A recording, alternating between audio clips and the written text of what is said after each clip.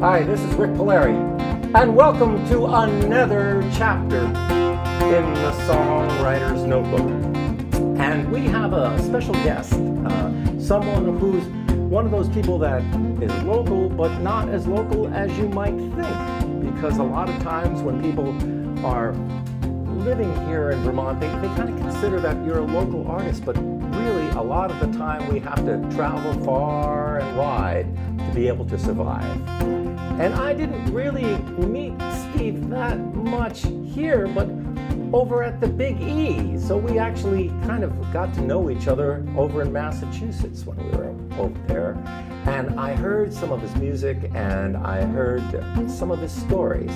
And I thought that Steve would make a wonderful guest today here on the Songwriter's Notebook. So Steve Hartmann, how you doing, man? I am living the dream, my friend. I didn't know when to stop, so that's okay. That's okay. You know, I think, you know, one of the things about this kind of community TV, folks, is that it's really kind of laid back. It's a kind of a really informal way to get to know one another. And, you know, the thing is that a lot of people, they see your name. Your name's all over the place. You play locally here and there, and I see your name on Facebook all the time. But I don't think a lot of people know that much about you. I guess not. I mean, not when it gets down to as deep as we're gonna get. I don't really do very many interviews and that get that deep into my personal background. I do obviously tell a bunch of stories about the songs and stuff like that, but I don't even really get that deep into the stories, to be honest with you. I just tell usually where it comes from or where I was when I wrote it, and then just kind of get back into the songs and the music for sure. Now, before we let you play, I just want to roll back the clock. Okay. And you were telling me that your family originally came from Vietnam. Yeah, I was born in Dalat, Vietnam in 1974, just towards the end of the war. And I was part of what's called Operation Baby Lift, which was a government initiative to get all the families and refugees and babies specifically out of Vietnam before the fall of Saigon. And I was on one of the last transports out of Saigon, and then was put on a plane. It was misplaced and put on the wrong plane. And the plane that I went on, was supposed to be on rather, went down, and everyone passed. And I'm the only intended passenger that had survived, because I wasn't on the plane. Wow. So I don't even think my parents knew. I'm adopted, so I don't even think my parents knew I had survived until I showed up in Philly. Wow. Yeah. So that's a kind of a horrific way to come here. And you, how old were you during this process? 6 months, I'd say. So you were just tiny. Yeah. It was I was brought over in April '75. So in November, December, January, February, March, April. 5 months. So what does it mean when, like, you know, of course you can't remember anything, but the newsreels show what was happening at that time when they were lifting people out of the embassy, when Vietnam was changing hands and all of that. So what does that make you feel like, Steve? You know what? I've always known I was adopted. You know, I don't even remember the conversation. It went back that far. So when I was 12, and a lot happened in between then and when I was 12, but when I was 12, you know, you start getting into your own skin, you start asking questions, and God bless my parents, I don't think anyone's really prepared to have that conversation with their adopted son or daughter. But because I was adopted during such a, how shall I say, tumultuous time in American history. Things were crazy. I mean, even getting papers and stuff like that, you know, adoption papers and birth certificates and things. My birth certificate's in Vietnamese, so we had to get it translated. So when I asked about my story, my parents, God bless them, the best they could do is hand me literally a stack of Time and Newsweek magazines from 1975 and said, why don't you read about it first? So I read about it, and it was very difficult to wrap my head around, this is where I'm from. Does this define who I am? And I struggled with that for a long time growing up. You know, just the differences between, you know, where you're from doesn't have to define who you are. and who you're going to become. Well, I think that the thing that's important to realize is that here in the United States, we're, basically it was all built on immigration. It was all built on people coming from many different lands. My mother came, right after the war from Poland, right after the Second World War. And my father's family's from Poland and Italy.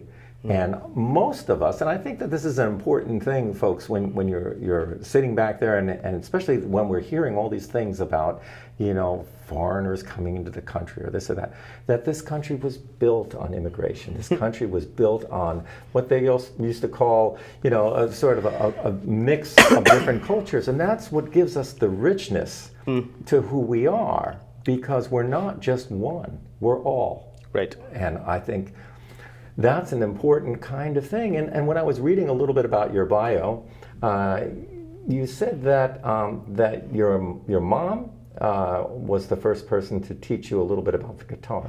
My mom played guitar in the church group for as long as I can remember. I don't even think she stopped until I was well beyond my college years. So my mom taught me the classic G, C, D chords and gave me her old 6-string Yamaha acoustic guitar, and it didn't plug in, so when I went to go play shows I had to mic it and stuff like that, and I definitely made it my own. Put stickers on it like most younger children, starting out playing guitar. I picked up the guitar when I was 15.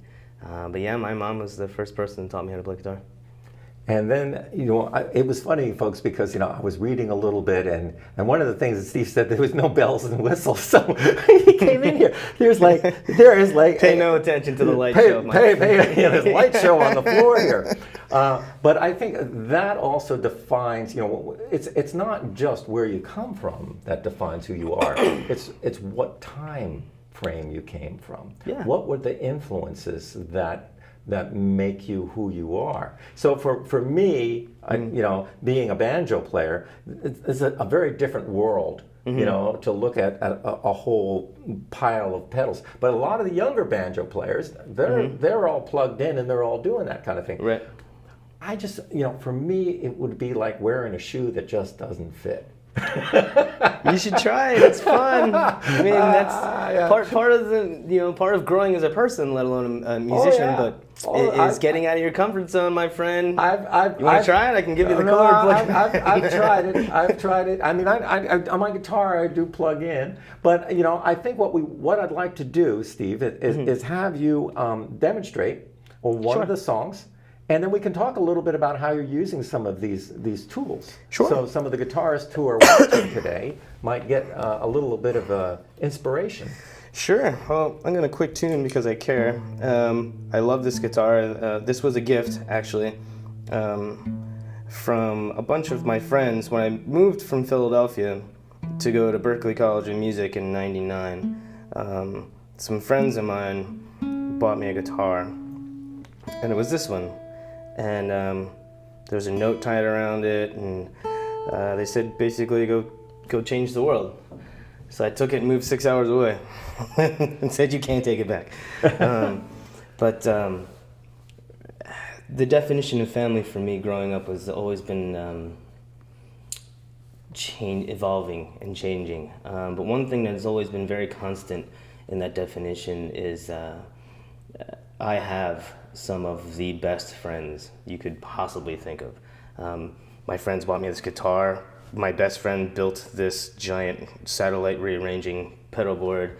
I've been searching for this kind of sound and for a very long time, and I have a huge support group in my friends, and they are my chosen family. And I wrote this the morning of my bachelor party, and some friends of mine just said, "What do you want to do?" And I said, "I'd love to go see some music." So they booked me my own show in a warehouse full of my friends, and it was a great time for sure. But this is a song about family. It's called My Family.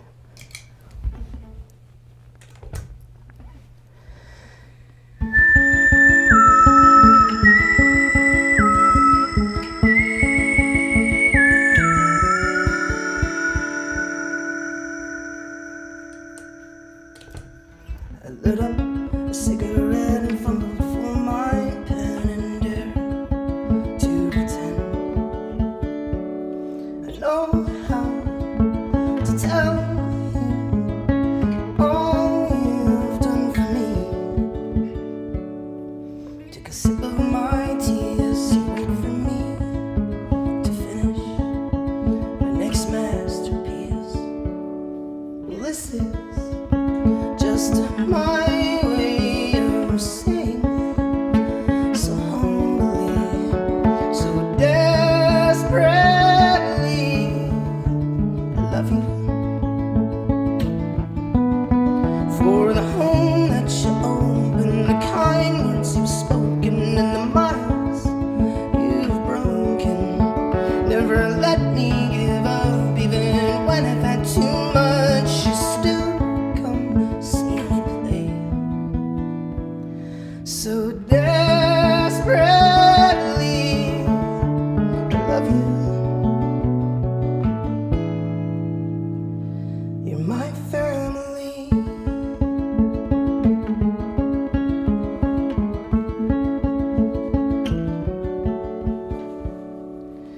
Because you believe even when I can see there's no reason. You step up to remind me of why you gave me wings, to never stop chasing and always keep reaching, but don't forget to breathe so desperately. I love you. For the home that you opened, the kind words you've spoken, and the miles you've broken. Never let me give up, even when I've had too much. You still come see me play so desperately. I love you. You're my family.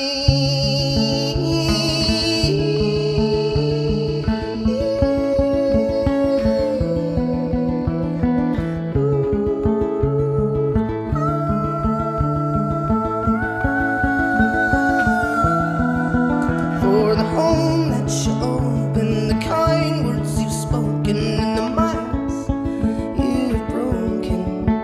Never let me give up, even when I've had too much. You still come see me play so desperately. I love you. You're my family.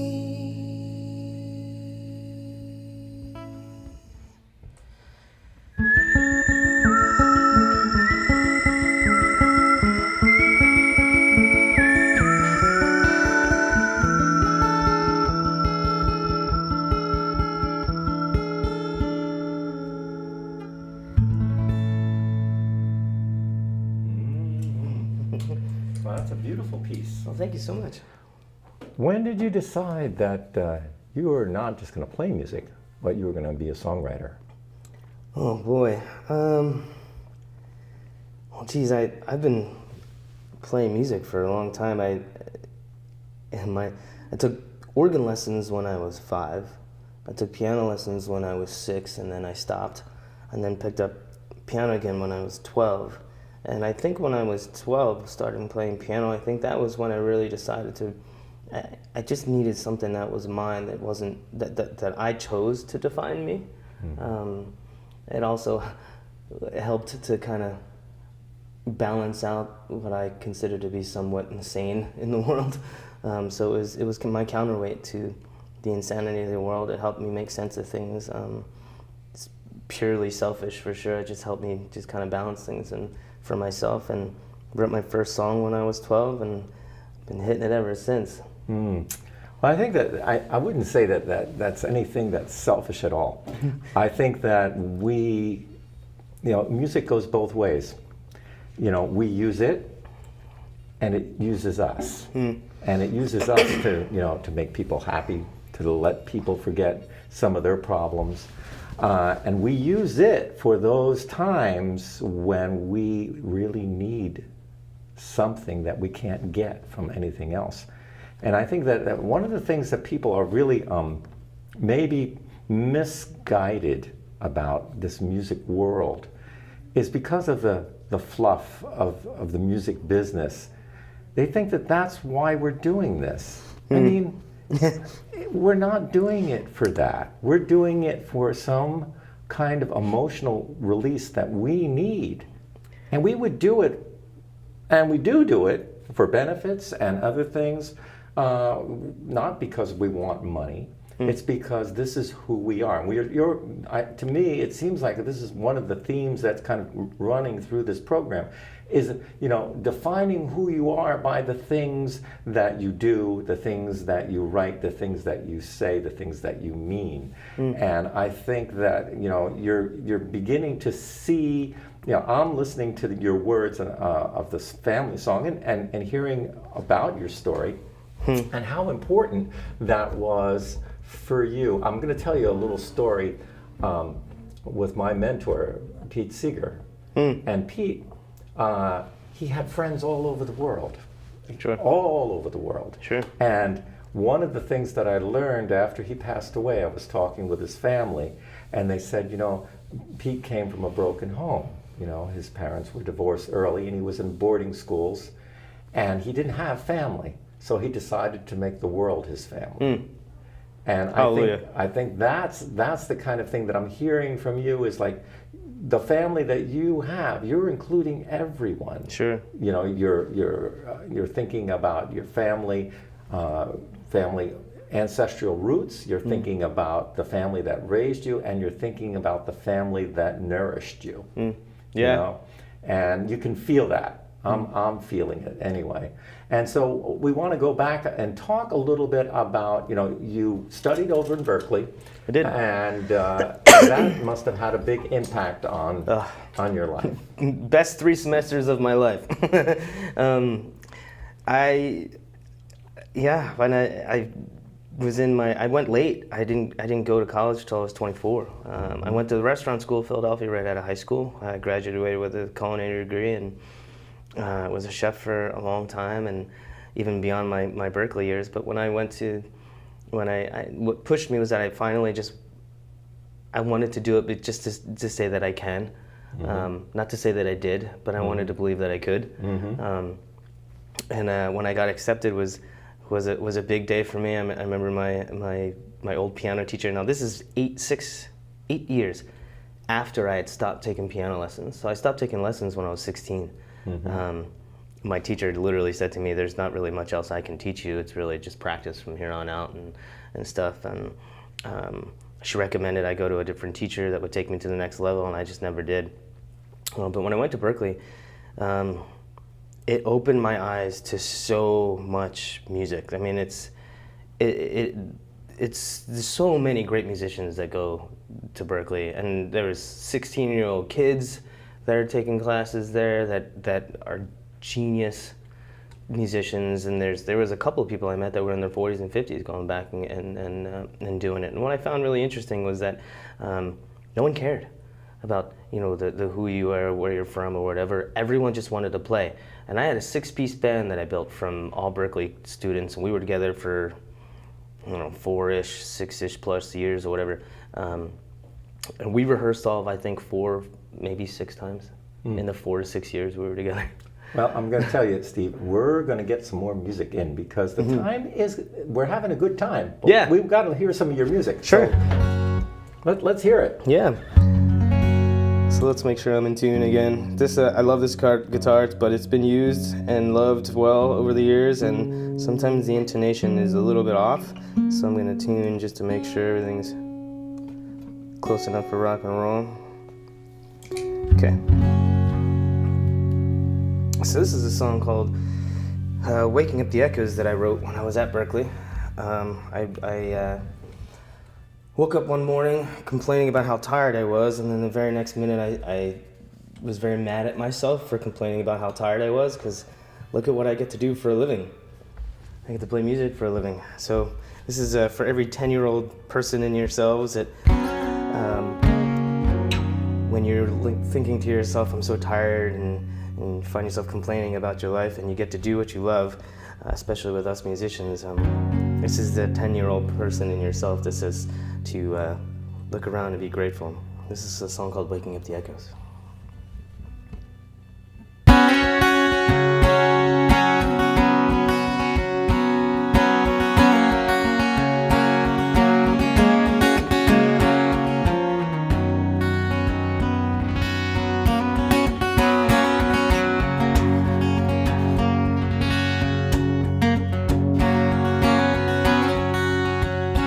Sometimes the life we dream of tends to fall asleep.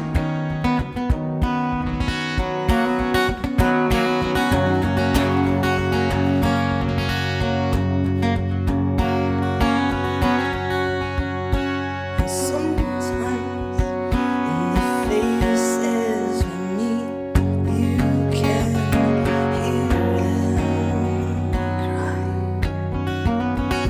for sweet release. Hear them crying in between each heartbeat.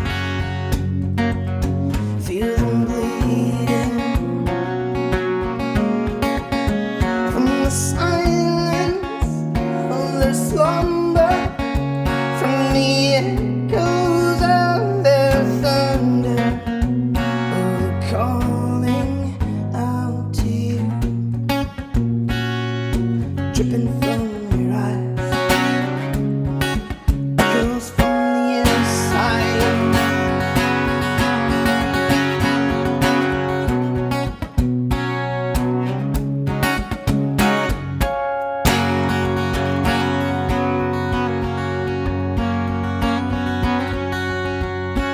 Sometimes the life we dream of, it tends to carry on without you.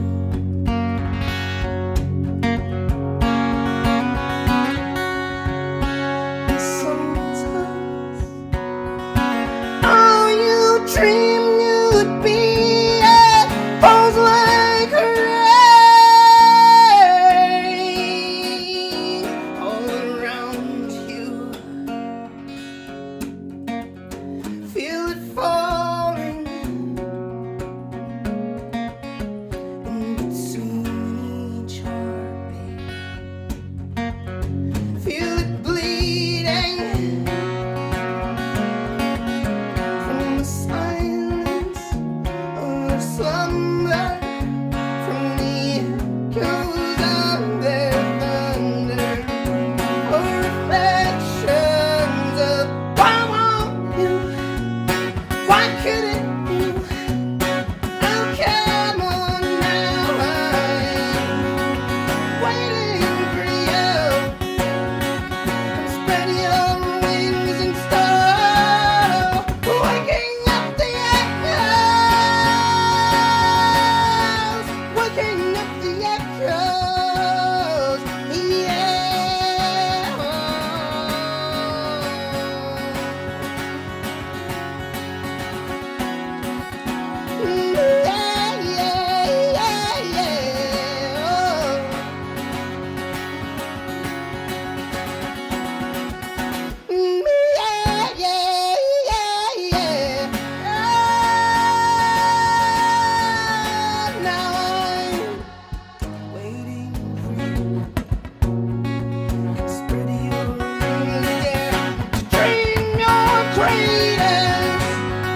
Dreams I believe in